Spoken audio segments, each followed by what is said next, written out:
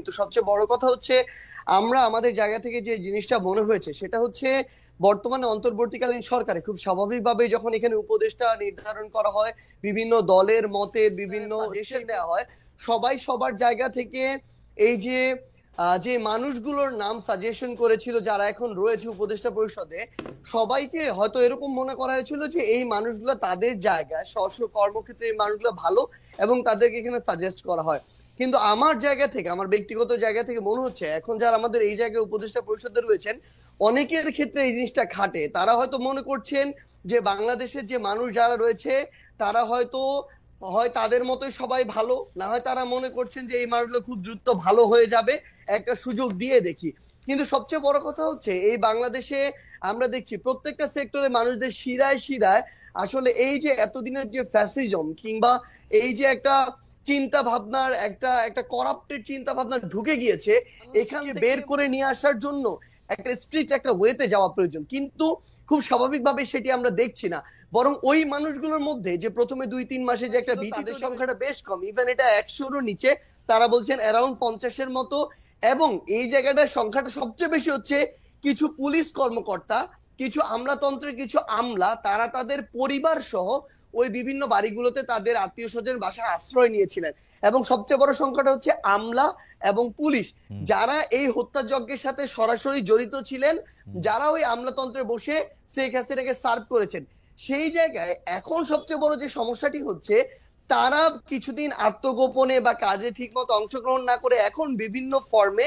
আবার অংশগ্রহণ করছেন। কিন্তু সরকারের জায়গায় যে একটি স্ট্রিক্ট হয়ে যে একটি ব্যবস্থা নেওয়ার যে প্রক্রিয়াটি, সেটি আমাদের জায়গা থেকে আমরা দেখছি না, বরং আমরা যেটি দেখছি যে ওই আমলাতান্ত্রিক যে বিচারিক এই আমরা আসলে এই অভ্যুত্থানের সামনের সারিতে থাকার কারণে মানুষের এক্সপেকটেশনের কেন্দ্রবিন্দু হয়ে গেছে অল্প কিছু মানুষ। এবং এই এই জায়গাটাতে আমাদের এঙ্গেজমেন্টের জায়গা, যেমন আজকে যদি দেখেন আমার শহীদ পরিবার আজকে তাদের দ্রুত বিচারিক এই প্রক্রিয়ার জন্য তারা শাহবাগে আজকে অবস্থান করলো। এই শহীদ পরিবারের সাথে আমাদের গিয়ে কথা বলতে হয়, তাদের হয়ে কথা বলতে হয় দ্রুত যেন বিচারিক প্রক্রিয়াটা, অর্থাৎ সরকারের একটা অংশ হয়ে আমাদেরকে আবার এই মানুষগুলো লং টার্ম সাস্টেইনের জন্য, এই যে মানুষগুলো তরুণ প্রজন্ম যারা নতুন করে চিন্তা করছে, স্বপ্ন দেখছে, এই অভ্যুত্থানের স্পিরিটটাকে আমরা যদি ধারণ করতে চাই, আমাদের ওইরকম একটা পলিটিক্যাল প্ল্যাটফর্ম প্রয়োজন যেটা থেকে আমরা নতুন করে এই স্বপ্নটা ক্যারি করা আমাদের বেস্ট ট্রাই করব। সেখানে আমাদের সময় দিতে হচ্ছে। আমাদের জায়গা থেকে আমাদের প্রত্যেকটা জেলা উপজেলা গিয়ে আমাদের যে নিজেদের যে প্ল্যাটফর্মগুলো সেগুলো গুছাতে হচ্ছে। এরপরে আমাদের যারা উপদেষ্টা রয়েছেন তাদের সাথে আমাদের যারা প্রতিনিধি সরকারে রয়েছেন, তারা যখন সরকারে থাকেন উপদেষ্টা, কিন্তু তাদের সাথে আমাদের একটা আলাদা কমিউনিকেশন অবশ্যই থাকবে, কারণ ফিল্ডের অবজারভেশনটা আমাদের তাদেরকে দিতে হবে, তাদের সাথেও আমাদের গভর্নমেন্টের ওই রেসপন্সটা তাদের থেকে নিতে হবে। সো এই যে প্রত্যেকটা বিষয় যদি দেখেন, প্রত্যেকটা বিষয়ে আমরা আমাদের জায়গা থেকে এগুলো বিভিন্ন ভাবে জনগণের এক্সপেকটেশন অনুযায়ী আমাদের কথা বলতে। একটু শেষ করি ভাই, কিন্তু আপনি যে জিনিসটা বললেন, এই যে সালিশের কথাটা বললেন, আজকে শাহবাগে আমার শহীদ পরিবার বসেছে, সেখানে তারা এক্সপেক্ট করে যাদের নেতৃত্বে অভ্যুত্থানে হয়েছে, আন্দোলনটি হয়েছে, তাদের কেউ একজন কথা বলুক, সেখানে যেতে হয় সাতকুল মাপ। ইভেন বাংলাদেশের সবচেয়ে বড় যে পলিটিক্যাল যে রাজনৈতিক দলগুলা, এই বড় রাজনৈতিক দলের যে রাজনৈতিক ব্যক্তিত্বের নাম আপনি জানেন, বাংলাদেশের অধিকাংশ মানুষ জানে, তারাও সুযোগ পেলে এরকম দু একজন সমন্বয়কের নাম ব্যবহার করে বিভিন্ন জায়গায় বদলি করায়, বিভিন্ন জায়গায় বিভিন্ন তদবির করে। নাম ব্যবহার করলে বদলি হয়, এটাই সবচেয়ে বড় সমস্যা। আমরা তো কখনো চাই না যে এটা হওয়া উচিত, কিন্তু সবচেয়ে বড় কথাটি হচ্ছে যে জায়গাটাতে এই যে বাংলাদেশের এতদিনের যে কালচার, নাম ব্যবহার করে